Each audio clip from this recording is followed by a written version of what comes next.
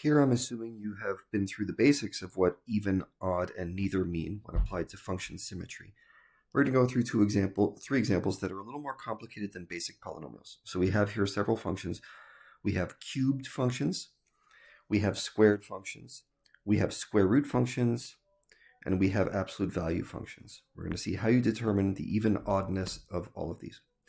So in the first example, I've got the square root. I'm writing right here, and I'm going to say, what if we take the negative x input of this thing? Well, look what happens. We get 6 times negative x squared minus 4. Now, what happens when you square a negative? Well, for that, we just get a positive x squared. So this was very quick. You see it's exactly the same as the original one. You can compare it right there. This is therefore an even function. Okay. Again, it all comes down to this test, f of negative x. What's it equal? Does it equal the original function or the opposite of the original function? Let's try it again down here. I have f of x equals this big complicated thing, and I'm going to stick negative x into it. Well, watch what happens. We get 6 times negative x cubed plus 3 times negative x. And then the whole thing is cubed. So we'll work through this one step at a time. Dealing with the innermost parentheses first. I have negative 6x cubed minus 3x. And then I cube that whole thing. Now, honestly, this would be really complicated. So instead, I'm going to use a little algebra trick right here and factor out a negative 1. The negative 1 factors out. I have to cube the negative 1. And what's left behind is 6x cubed plus 3x, still cubed itself. So take a moment to convince yourself of that step I did right there. I factored out a negative 1 cubed.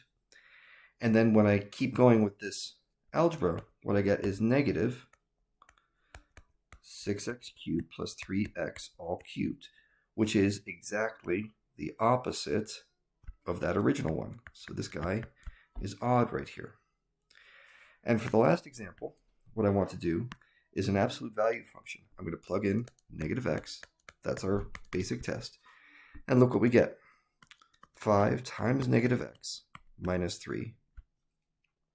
Okay, well that's just the absolute value of negative 5x minus 3. Oops, not a parentheses. That's an absolute value symbol. Okay, and now I'm going to say that this is not even and it's not odd. Because if you compare it to the original, you see it's not exactly the same. There's that negative 5 instead of a positive 5. But it's not exactly opposite because the negative 3 is still a negative 3. So this guy is neither.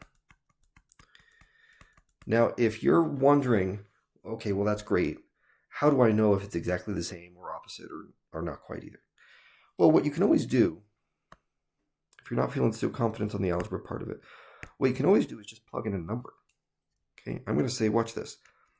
F of 1 equals the absolute value of 5 times 1, that's 5, minus 3, equals the absolute value of 2, which is just 2. But what if I had done f of negative 1?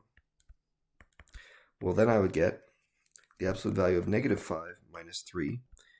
So that's the absolute value of negative 8, and that's 8. And see, those aren't the same, and they're not opposite, so that it proves it's neither. I should be careful about that word proof.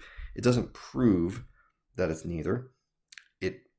It demonstrates that it's neither for 1 and negative 1.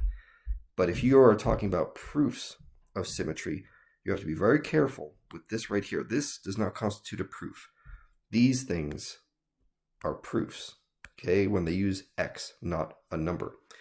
But using a number is, in all practical terms, very, very nice, and sometimes it simplifies the algebra. Now, I want to give you some basic rules for all these things. Remember, I said there's 4 types of functions, and I've got them written out right here. You've got your squared function, your cubed function, your absolute value function, and your square root function.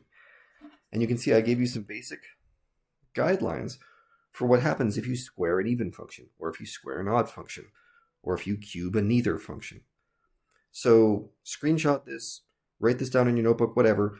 It's some useful shortcuts. I don't necessarily believe that you have to memorize these for the rest of your life.